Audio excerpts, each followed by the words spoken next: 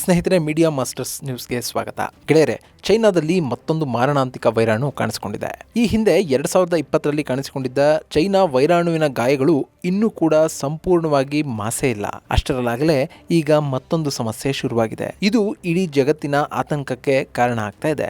ಆದರೆ ಈ ಬಗ್ಗೆ ವಿಶ್ವ ಆರೋಗ್ಯ ಸಂಸ್ಥೆ ಹಾಗೂ ಚೈನಾದ ಸರ್ಕಾರ ಯಾವುದೇ ಅಧಿಕೃತ ಹೇಳಿಕೆಗಳನ್ನ ಕೊಡ್ತಾ ಇಲ್ಲ. ಇಷ್ಟಾದ್ರೂ ಚೈನಾದಲ್ಲಿ ಹರಡಿರುವ ವೈರಾಣುವಿನಿಂದ 14 ವರ್ಷಗಳ ಒಳಗಿನ ಮಕ್ಕಳಿಗೆ ಸಾಕಷ್ಟು ತೊಂದರೆ ಉಂಟಾಗ್ತಾ ಇದೆ ಅನ್ನೋ ಮಾಹಿತಿಗಳು ಹೊರಬೀಳ್ತಾ ಇವೆ. ಹಾಗಾದ್ರೆ ಚೈನಾದಲ್ಲಿ ಕಾಣಿಸಿಕೊಂಡಿರುವ ಆ ವೈರಾಣು ಯಾವುದು? ಅದರಿಂದ ಆಗ್ತಾ ಇರೋ ತೊಂದರೆಗಳು ಏನು?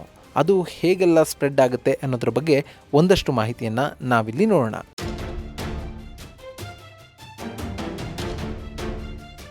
ಗೆಳೆಯರೆ, 2020ರ ಹೊಸ ವರ್ಷದ ಖುಷಿಯನ್ನೇ ಚೈನಾ ವೈರಾಣು ಕಿತ್ಕೊಂಡ್ಬಿಡ್ತು. ಅದಾದ ಬಳಿಕ 3 ವರ್ಷಗಳ ಕಾಲ ಜಗತ್ತು ಲಾಕ್ಡೌನ್ ಅಂತ ಇರಬೇಕಾದ ಪರಿಸ್ಥಿತಿ ನಿರ್ಮಾಣ ಆಗಿತ್ತು. ಆ ವೈರಾಣುವಿನಿಂದಾಗಿ ಲಕ್ಷಾಂತರ ಸಂಖ್ಯೆಯ ಜನ ಬಲಿಯಾದರು. ಭಾರತ, ಅಮೆರಿಕ, ಯುರೋಪ್ ಹೀಗೆ ಸಾಕಷ್ಟು ದೇಶಗಳ ಜನ ಈ ವೈರಾಣುವಿನ ಕಾರಣದಿಂದ ತತ್ತರಿಸಿ ಹೋದ್ರು. ಸಾಕಷ್ಟು ಜನರ ಆರ್ಥಿಕ ಪರಿಸ್ಥಿತಿಯೇ ಕುಸಿದು ಹೋಯಿತು.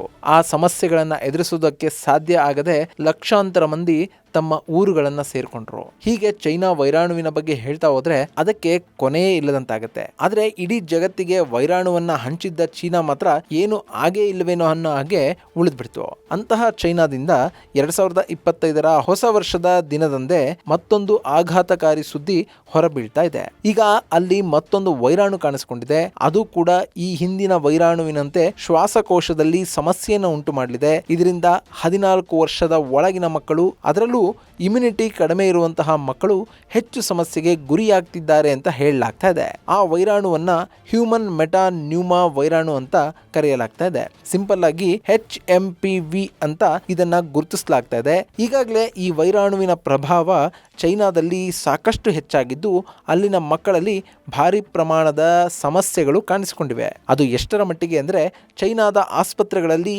ಮಕ್ಕಳಿಗೆ ಚಿಕಿತ್ಸೆಯನ್ನು ಕೊಡೋದಕ್ಕೂ ಕೂಡ ಆಗ್ತಾ ಇಲ್ಲ ಅನ್ನೋ ಮಾಹಿತಿ ಹೊರಬೀಳ್ತಾ ಇವೆ. ಈ ಬಗ್ಗೆ ಅಂತಾರಾಷ್ಟ್ರೀಯ ಮಾಧ್ಯಮಗಳು ಸಾಕಷ್ಟು ವರದಿಗಳನ್ನು ಕೂಡ ಮಾಡಿವೆ. ಆದರೆ ಅಧಿಕೃತವಾಗಿ ಚೈನಾ ಮತ್ತು WHO ಈ ಬಗ್ಗೆ ಯಾವುದೇ ಸ್ಪಷ್ಟ ಮಾಹಿತಿಯನ್ನ ಕೊಡ್ತಾ ಇಲ್ಲ. ಇನ್ನು ಇದ್ರ ಬಗ್ಗೆ ಭಾರತದ national centre for disease control ಕೂಡ ಸೂಕ್ಷ್ಮವಾಗಿ ಗಮನಿಸ್ತಾ ಇದೆ. ಒಂದು ವೇಳೆ ಈ ವೈರಾಣು ಕೂಡ ಚೈನಾದ ಗಡಿಯನ್ನು ದಾಟಿ ಜಗತ್ತಿನ ಬೇರೆ ಬೇರೆ ಕಡೆಗಳಿಗೆ ಪಸರಿಸುತ್ತಾ ಅನ್ನೋದ್ರ ಬಗ್ಗೆ ಭಾರತದ ಆರೋಗ್ಯ ಇಲಾಖೆ ಗಮನ ಹರಿಸ್ತಾ ಇದೆ.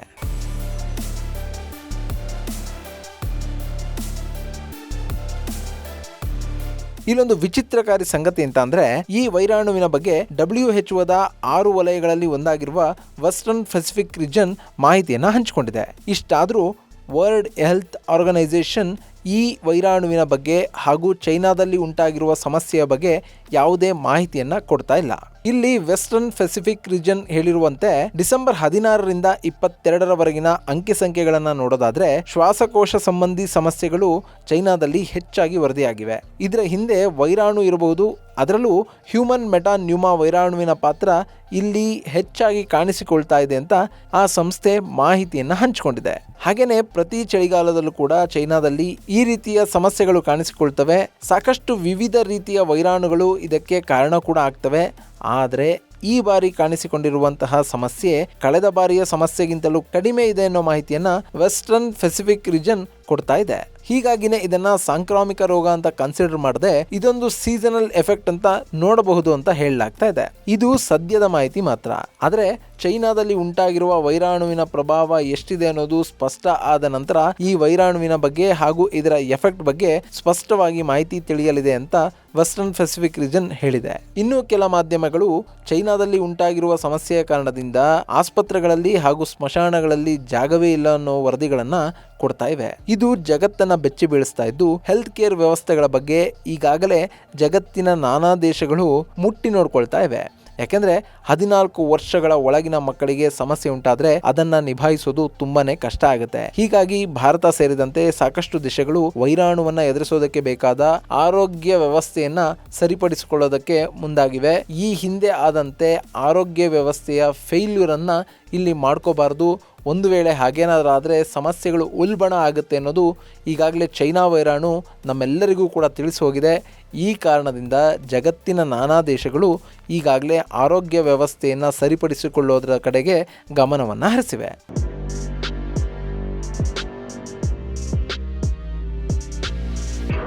ಇನ್ನು ಈ ವೈರಾಣು ಹೇಗೆ ಸಮಸ್ಯೆಯನ್ನು ಉಂಟು ಮಾಡುತ್ತೆ, ಇದು ಹೇಗೆ ಒಬ್ಬರಿಂದ ಒಬ್ಬರಿಗೆ ಹರಡುತ್ತೆ ಅನ್ನೋದನ್ನು ನೋಡೋದಾದ್ರೆ, ಈ ವೈರಾಣು ಸಾಧಾರಣ ಸಮಸ್ಯೆಗಳನ್ನು ಉಂಟು ಮಾಡುತ್ತಂತೆ. ಹೇಗೆ ನಮ್ಮಲ್ಲಿ ಶೀತ ಆದಾಗ ಸಮಸ್ಯೆಗಳು ಉಂಟಾಗುತ್ತವೋ ಅಂಥದ್ದೇ ಸಮಸ್ಯೆಗಳನ್ನು ಈ ಹ್ಯೂಮನ್ ಮೆಟಾನ್ಯೂಮಾ ವೈರಾಣು ಉಂಟು ಮಾಡುತ್ತೆ. ಇದನ್ನ ಪ್ರಪ್ರಥಮವಾಗಿ 2001ರಲ್ಲಿ ವಿಜ್ಞಾನಿಗಳು ಗುರುತಿಸಿದ್ರು. ಇದು ಶ್ವಾಸಕೋಶಕ್ಕೆ ಸಂಬಂಧಿಸಿದ ಸಮಸ್ಯೆಯನ್ನು ಉಂಟು ಮಾಡುವ ವೈರಾಣು ಕುಟುಂಬಕ್ಕೆ ಸೇರಿದ್ದು, ಇದರಿಂದ ಅಪ್ಪರ್ ಮತ್ತು ಲೋವರ್ ರೆಸ್ಪಿರೇಟರಿ ಟ್ರ್ಯಾಕ್ ಇನ್ಫೆಕ್ಷನ್ ಹೆಚ್ಚಾಗುತ್ತಂತೆ. ಇದು ಮಕ್ಕಳಲ್ಲಿ ಹಾಗೂ ವಯಸ್ಸಾದವರಲ್ಲಿ ಹೆಚ್ಚಿನದಾಗಿ ಕಂಡುಬರುತ್ತೆ.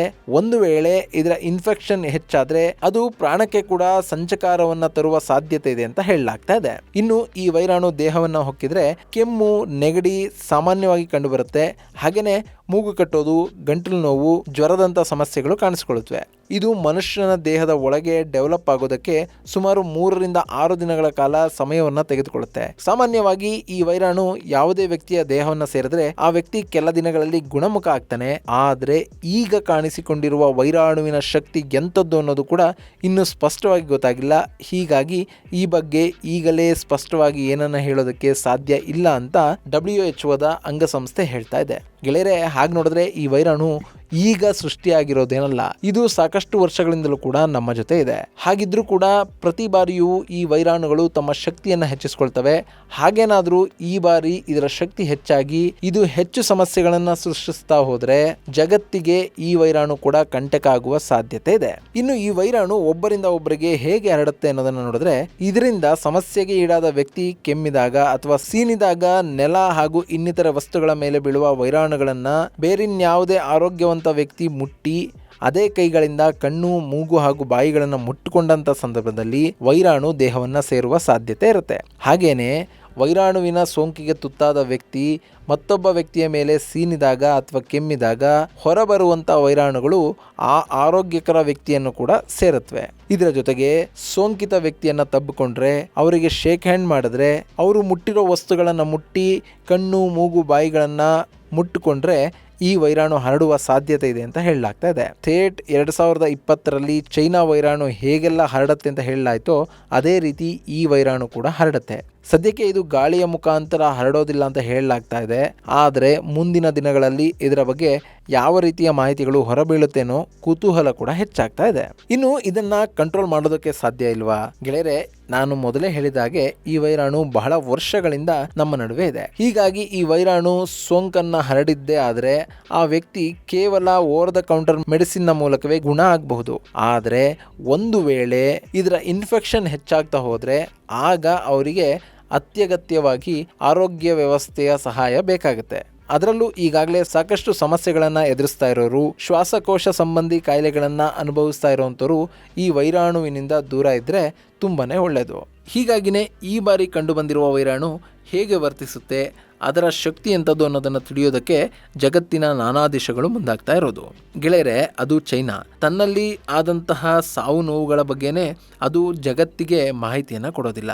ಹೀಗಿರಬೇಕಾದ್ರೆ ಅವರು ಈ ವೈರಾಣುವಿನ ಬಗ್ಗೆ ಹೆಚ್ಚಿನ ಮಾಹಿತಿಯನ್ನು ಕೊಡ್ತಾರೆ ಅನ್ನೋ ನಂಬಿಕೆ ಯಾರಲ್ಲೂ ಉಳಿದಿಲ್ಲ. ಹೀಗಾಗಿನೇ ಪಶ್ಚಿಮದ ದೇಶಗಳು WHO ಮೇಲೆ ಒತ್ತಡವನ್ನು ಹಾಕುವ ನಿರ್ಧಾರಕ್ಕೆ ಬಂದಿವೆ. ಈ ಮೂಲಕ ಚೈನಾದಲ್ಲಿ ನಡೀತಿರುವಂತಹ ಸಮಸ್ಯೆಗಳ ಬಗ್ಗೆ ತಿಳಿಯುವಂತಹ ಪ್ರಯತ್ನವನ್ನು ಮಾಡಲಾಗ್ತಾ ಇದೆ. ಇನ್ನು ಈಗ ಪರಿಸ್ಥಿತಿ ಹೇಗಿದೆ ಅಂತಂದ್ರೆ, ಜಗತ್ತಿನ ದೊಡ್ಡಣ್ಣ ಅಮೆರಿಕಾದಲ್ಲಿ ಅಧಿಕಾರ ಬದಲಾವಣೆ ಆಗ್ತಾ ಇದೆ. ಡೊನಾಲ್ಡ್ ಟ್ರಂಪ್ ಮತ್ತೆ ಅಮೆರಿಕಾದ ಅಧ್ಯಕ್ಷರಾಗಿ ಅಧಿಕಾರವನ್ನು ಸ್ವೀಕರಿಸ್ತಾ ಇದ್ದಾರೆ. ಈ ಹಿಂದೆ 2020ರಲ್ಲಿ ಟ್ರಂಪ್ ಅಧಿಕಾರಾವಧಿ ಕೊನೆಗೊಳ್ಳುವ ಸಂದರ್ಭದಲ್ಲಿ ಚೈನಾದ ವೈರಾಣು ಕಂಡುಬಂದಿತ್ತು. ಆಗ ಟ್ರಂಪ್ ಚೈನಾದ ವಿರುದ್ಧ ಸಾಕಷ್ಟು ಟೀಕೆಗಳನ್ನು ಮಾಡಿದ್ರು. ಚೈನಾನೇ ಈ ವೈರಾಣುವನ್ನು ಸೃಷ್ಟಿಸಿ ಜಗತ್ತಿನ ನಾಶಕ್ಕೆ ಕಾರಣ ಆಗಿದೆ ಅಂತ ಹೇಳಿದ್ರು. ಅದರ ಜೊತೆಗೆ WHO ಅನ್ನೋದು ಚೈನಾದ ತಾಳಕ್ಕೆ ಕುಣಿತಾ ಇದೆ. ಅದು ಸರಿಯಾದ ಮಾಹಿತಿಯನ್ನ ಯಾರಿಗೂ ಕೂಡ ಕೊಡ್ತಾ ಇಲ್ಲ. ಹೀಗಾಗಿ ಸಮಸ್ಯೆ ಉಲ್ಬಣ ಆಗ್ತಾ ಇದೆ ಅನ್ನೋ ಅಸಮಾಧಾನವನ್ನು ಕೂಡ ವ್ಯಕ್ತಪಡಿಸಿದ್ರು. ಇನ್ನು ಈಗ ಟ್ರಂಪ್ ಅಧಿಕಾರಕ್ಕೆ ಬರ್ತಿರುವಂತಹ ಹೊತ್ತಲ್ಲೇ ಚೈನಾದಿಂದ ಅಂಥದ್ದೇ ಮತ್ತೊಂದು ಸುದ್ದಿ ಹೊರಬಿದ್ದಿದೆ. ಈಗಲೂ ಕೂಡ WHO ಸುಮ್ಮನೆ ಇದೆ. ಹೀಗಾಗಿ WHO ಬಗ್ಗೆ ಡೊನಾಲ್ಡ್ ಟ್ರಂಪ್ ಯಾವ ನಿರ್ಧಾರಗಳನ್ನು ತೆಗೆದುಕೊಳ್ತಾರೆ ಅನ್ನೋ ಕುತೂಹಲ ಕೂಡ ಹೆಚ್ಚಾಗ್ತಾ ಇದೆ. ಯಾಕೆಂದ್ರೆ ಈ ಹಿಂದೆ ಈ ಸಂಸ್ಥೆ ಚೈನಾದ ಮುಖವಾಣಿಯಂತೆ ವರ್ತಿಸ್ತಾ ಇದೆ. ಹೀಗಾಗಿ ಅಮೆರಿಕ WHO ಕೊಡ್ತಾ ಇರುವಂತಹ ಅನುದಾನಗಳನ್ನು ನಿಲ್ಲಿಸ್ತೀವಿ ಅಂತ ಟ್ರಂಪ್ ಹೇಳಿದ್ರು. ಒಂದು ವೇಳೆ ಈ ಬಾರಿಯೂ ಕೂಡ ಇದೇ ಸಮಸ್ಯೆಯನ್ನ WHO ಮಾಡಿಕೊಂಡದ್ದೇ ಆದಲ್ಲಿ ಅಮೆರಿಕ ಅವರಿಗೆ ಕೊಡ್ತಾ ಇರುವಂತಹ ಅನುದಾನವನ್ನು ನಿಲ್ಲಿಸುವ ಸಾಧ್ಯತೆಯನ್ನು ಕೂಡ ನಾವು ತಳ್ಳಿ ಹಾಕೋ ಆಗಿಲ್ಲ.